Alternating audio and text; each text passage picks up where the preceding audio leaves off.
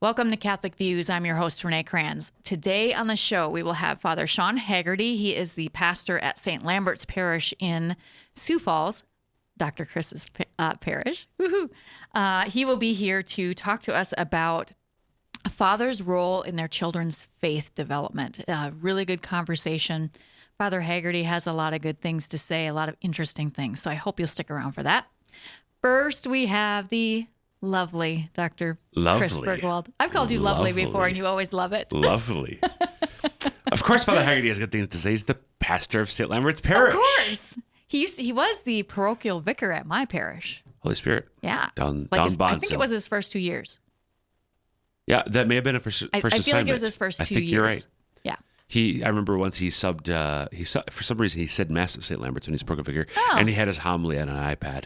Of course he did. It was a new thing. He at the rapped time. a couple times during his homily at sounds Holy like Spirit. Father My husband Haggerty. was like, "What is happening now?" He sang more than once as pastor at St. Lambert's when he's doing homily. I totally believe that. Yep. He's great. Yeah, so I look forward to hearing the conversation myself. Yeah. All right, what do you have for us today? So, Renee. Yes. You know how we start lately. I do. Oh, I didn't think about it. You okay. didn't We had prepare? Corpus Christi last week, which Yes. Bill knew. Yes. I think it's ordinary time this week. Yes. Which Sunday? We talked about this a couple Sundays ago. What is it? Did you look, Bill? No? He's like, no. He gives the look and then left. He gave the look and then he's like, Corpus Christi? I know. So he probably does. Okay, know. how about the 14th day of ordinary time? Is that a good buzzer? I'm sorry. That was that sounded like Neither of them were very good, to be honest. Sorry. What do you think, Bill? I think it's the 11th. He's being sneaky. Bill is, he's cheating. being sneaky. He's like, I have no idea. It could be, maybe Corpus Here, Renee, Christi. say something I have stupid. no idea. Maybe the 11th Sunday in ordinary. It is indeed the 11th Sunday in ordinary time. Didn't we have a solemnity on Friday? What is happening right now? I think we should make this Biblical Bites with Bill. I think so too. We did. Renee. Renee, what was it? Do you know what the solemnity on Sunday was? Friday Is it was? the Immaculate Heart of Mary? Right Okay, I don't know. before, close. That was yesterday.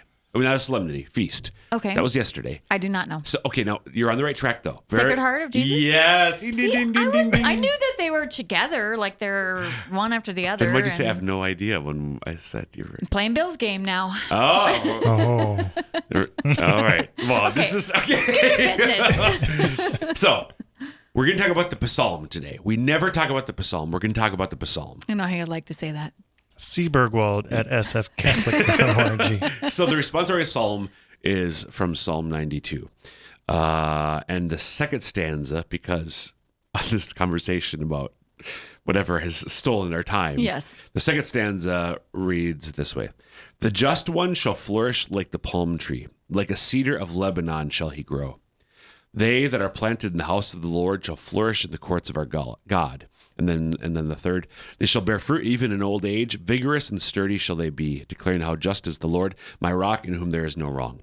So when I was at what I tend to do is, I think you know, I review the readings. Mm-hmm. And what's something that like a biblical bite, like some little nugget, like, and oftentimes for me it's something that I've read. So I'm in my late 40s, so lifelong Catholic. I've probably heard it my entire life. But wait, what? So. The just one shall flourish like the palm tree, like a cedar of Lebanon he shall grow. What is with palms and palm trees? And what is with cedar? Like, so, Bill, what is this? What's this made out of? That is pine. Right, this is pine. It's not cedar. Do we have any cedar in the studio? No. No. We're not that Right, fancy. what? We're not. We're not that fancy. Brilliant.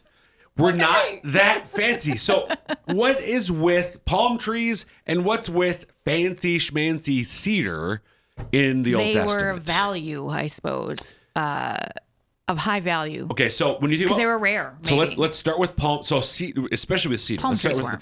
oh my gosh. I know. Hurry. Palm. What do you think? Palm trees, palms. What do you think about in the Bible? Tropical? Palm. Dates? Yes. I don't What know. else? No, keep going. Bible. There's a certain Sunday. Oh, Palm Sunday. Sorry. Right. So just real quick. Oh boy. my gosh. So palm branches we know they're sign of rejoicing. Jesus comes in. So palms, but think about palms, like, so palm trees in the desert, they sink their roots in deep and they bear fruit. Okay. So that's That kind of, makes to sense. me, so that they're vigorous and sturdy, shall they be, bearing fruit even in old age. Okay. So I think we're familiar with that, but just real briefly, cedar. So cedar is the cedar trees of Lebanon.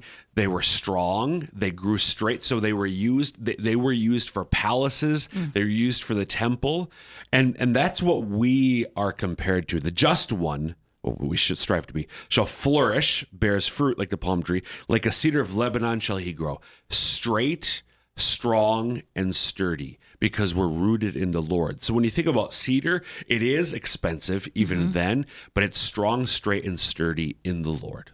You did good with that much time, Dr. B. Thank you. Thanks.